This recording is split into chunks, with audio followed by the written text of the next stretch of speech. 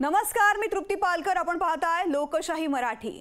मराठा समाजाचा नवा नायक म्हणून मनोज जरांगे पाटलांचा उदय झालाय. मनोज जरांगे पाटील हे नाव गेल्या 6 महिन्यांपूर्वी महाराष्ट्रालाही माहिती नव्हतं. महाराष्ट्राच्या सामाजिक क्षितिजावरती या नव्या नायकाचा अचानक उदय झाला. मनोज जरांगे पाटील वेगवेगळ्या माध्यमातून गेल्या 10 वर्षांपासून आंदोलनाच्या लढ्यातून कार्यरत होते. मनोज जरांगे पाटील यांच्या आरक्षणाच्या लढ्यावर आणि सामाजिक जीवनावरती लोकशाही मराठीचा विशेष एपिसोड. उदय नव्या नायकाचा, एक संघर्ष योद्ध्याचा प्रवास.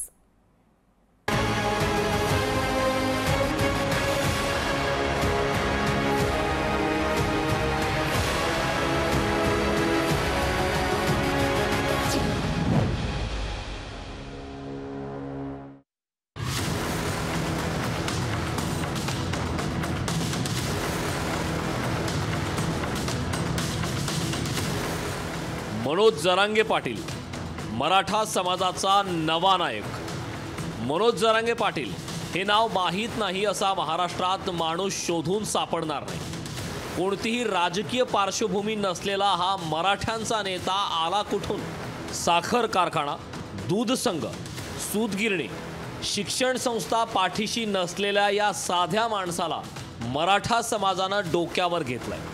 मराठा समाजाशी असलेली बांधिलकी आणि मराठा समाजासाठी स्वतःचा जीव पणाला लावण्याची तयारी असलेले जरांगे मराठा समाजाचे नायक ठरले. मराठा समाजाचा हा हिरो आहे तरी कोण? जरांगे पाटलांचं मूळ शोधायला गेलं तर त्यांचं जन्मगाव आहे बीड जिल्ह्यातील मातोरी गाव. मातोरी गावात शेतकरी कुटुंबात मनोज जरांगे पाटलांचा जन्म झाला. 4 भावंड, आई वडील असं त्यांचं कुटुंब. कोरडवाहू शेतकऱ्याच्या घरात 18 विश्व दारिद्र्य होतं. ते आजही आहे. मातोरी गावातलं त्यांचं मूळ गावातील घर आजही सामान्य शेतकऱ्यांच्या घरातील अवस्था कशी आहे हे सांगण्यासाठी पुरेसं आहे. मनोज जरांगेंचं 10वी पर्यंतचं शिक्षण मातोरी गावातच झालं. 12वी पर्यंत शिक्षण गडी गेवराई गावात झालं. मनोज जरांगे पाटील यांचा पिंड कायम लढव्या राहिला. बीडच्या मातीतच हा गुण असल्याचं जाणकार सांगतायत. आजपर्यंत जेवढे नेत्यांनी जे आंदोलन उभं केले ते धैर्य ठेवून संघर्ष करत त्यांनी यशाची पताका फडकवलेली. आपण याच्या अगोदर जर पाहिलं तर आपण गोपीनाथ मुंडेंचं उदाहरण घेऊ शकतो. आणि आताही की जरांगे पाटील हे मातोरीचे आहेत, बीड जिल्ह्याचे भूमिपुत्र आहेत. त्यांनी मराठ्यांचा लढा हा त्यांचा हे आज त्यांनी ते महाराष्ट्रांना माहीत झालं आहे, परंतु त्यांचा लढा आजचा नाही आहे. त्यांनी आत्तापर्यंत म्हणजे 20 वर्षापासून ते या लढ्यामध्ये आहेत. आंदोलनं उभी करण्यासाठी पाण्यासारखा पैसा लागतो हे निर्विवाद सत्य. मनोज जरांगे पाटलांचा तर जगण्यापासून संघर्ष होता. स्वतःला आणि कुटुंबाला जगवण्यासाठी त्यांनी हॉटेलमध्ये वेटर म्हणून नोकरी केली. मनोज जरांगे पाटील यांनी काही दिवसांपूर्वी हॉटेलमध्ये वेटर म्हणून काम केले. मात्र नोकरी करत असताना मनातील आंदोलक जसाच्या तसा जिवंत होता. तो अस्वस्थ होता आणि जगण्याच्या संघर्षामुळे ते स्वतःही तावून आणि सलाखून निघाले होते. जरांगे पाटील यांचं लग्न झालं. रोजीरोटीसाठी ते अंबडच्या अंकुशनगरमध्ये राहू लागले. 1995च्या सुमारास त्यांनी सामाजिक कार्यात स्वतःला झोकून दिलं. वेगवेगळ्या प्रश्नांवर अनेक आंदोलनं केली.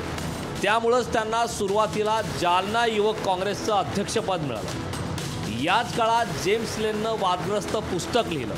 या पुस्तकामुळे निर्माण झालेल्या वादंगात काँग्रेसची भूमिका त्यांना पटली नाही. त्यामुळे त्यांनी काँग्रेसला रामराम ठोकला. राजकीय पक्षांच्या वळसणीला उभं राहायचं नाही असं मनोज जरांगे पाटील यांनी मनोमन ठरवलं होतं. छत्रपती शिवाजी महाराज हे महाराष्ट्राची अस्मिता आहे आणि समाजासाठी काहीतरी करावं असं जरांगे पाटील यांनी देखील ठरवलं आणि त्यातूनच जन्म झाला तो म्हणजे शिवबा संघटनेचा. 2011 साली शिवबा संघटनेची स्थापना केली. शिवबा संघटनेच्या माध्यमातून त्यांनी अनेक आंदोलनं उभी केली. मराठा आरक्षणासह अनेक सामाजिक मुद्द्यांवर त्यांनी आंदोलनाचा हुंकार कायम ठेवला. 2012-13 साली जायकवाडी धरणाच्या डाव्या कालव्याच्या पाण्यासाठी आंदोलन केलं. हे आंदोलन लक्षवेधी ठरलं. मुख्य बाब म्हणजे फक्त मराठा समाजाप्रती बांधिलकी न ठेवता वेगवेगळ्या मुद्द्यांवर आंदोलनं उभी केली. त्याचा पाठपुरावाही केला. की शुभा संघटनेच्या वतीने केवळ मराठ्याचाच प्रश्न लावून धरलेला नाही बरं का त्यांनी. आपण ह्याच्या अगोदर पाहितलं शुभा संघटनेच्या वतीने शेतकऱ्याचे प्रश्नही त्यांनी लावून धरलेले आहेत. शेतकऱ्याच्या प्रश्नासाठी ते रस्त्यावर उतरलेले आहेत, त्यांनी आंदोलन केलेलं आहे, त्यांनी मोर्चे काढलेले आहेत, एव्हा त्यांच्यावर गुन्हेसुद्धा ते दाखल झालेले आहेत. आणि मला एक म्हणजे थोडंसं मी चुकीचाही असू शकतो किंवा परंतु माझ्या जे स्मरणात आहे त्यांनी अन्य समाजासाठीही 2 मोर्चे काढलेले, त्यांनी 2 वेळेस त्यांनी रस्ता रोको केलेला हेही मला ज्ञात आहे. 2014-15च्या सुमारास मनोज जरांगे पाटलांनी मराठा आरक्षणाच्या आंदोलनाचा मुद्दा हाती घेतला. मराठा समाजाला आरक्षण मिळालं पाहिजे असं त्यांचं ठाम मत बनू लागलं होतं. मराठा समाजाकडून सुरू असलेल्या मराठा आंदोलनात त्यांनी उडी घेतली. 2014 साली संभाजीनगरच्या विभागीय आयुक्त कार्यालयावर त्यांनी जवळपास 35,000 जणांचा मोर्चा काढला होता. या मोर्चाचा सर्व खर्च त्यांनी पदरमोड करून केला होता. मनोज जरांगे पाटलांनी मोर्चासाठी खर्च केला, पण मोर्चाचं नेतृत्व केलं नव्हतं. नेतृत्व नसलेल्या मोर्चात झालेल्या 30 ते 35,000 जणांची गर्दी त्यावेळी लोकांच्या चर्चेचा विषय ठरला होता. मनोज जरांगे पाटलांच्या निमित्तानं मराठा समाजाचं आरक्षण आंदोलनाचं नेतृत्व तयार होतं. छोट्या मोठ्या आंदोलनामुळे जरांगे पाटलांचा निश्चय आणखी दृढ होत चालला होता. अहमदनगरच्या कोपर्डी या गावातल्या निर्भयावर अत्याचार करून तिचा खून करण्यात आला होता. जरांगे पाटलांचं त्यावेळी रक्त उसळलं होतं. त्यावेळी नगरमध्ये मराठा आंदोलनाचा वणवा पेटला. कोपर्डीच्या निर्भयाच्या मारेकऱ्यांना शिक्षा द्यावी आणि मराठा समाजाला आरक्षण मिळावं यासाठी मोर्चे निघू लागले. कोपर्डीच्या निर्भयाला न्याय मिळवून देण्यासोबतच मराठा समाजाला आरक्षण मिळावं ही मागणी आता जोर धरू लागली होती. आरक्षणाच्या मुद्द्याकडे सरकारचं लक्ष वेधण्यासाठी संभाजीनगरपासून राज्यातल्या प्रत्येक शहरात लाखांचे मोर्चे निघू लागले होते. मराठा आरक्षण आंदोलनानं आता कूस बदलली होती. मराठा समाज अधिक टोकदारपणे स्वतःची मागणी सरकारसमोर मांडत होता.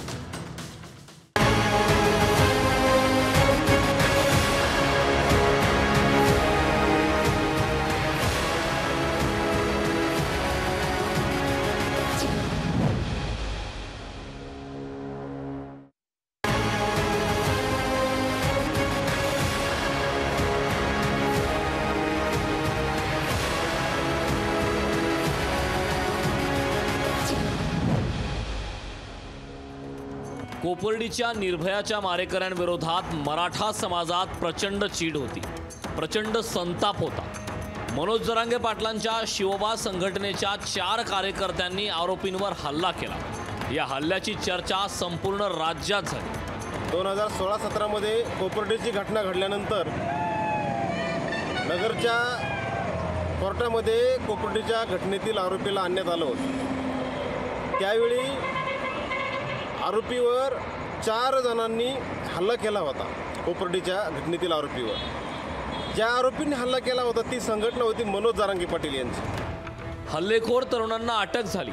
अटकेनंतर त्यांना जेलमध्ये जावं लागलं. जोपर्यंत कार्यकर्ते जेलमधून सुटणार नाहीत तोपर्यंत घरी जाणार नाही अशी खुणगाठ जरांगे पाटलांनी मनाशी बांधली.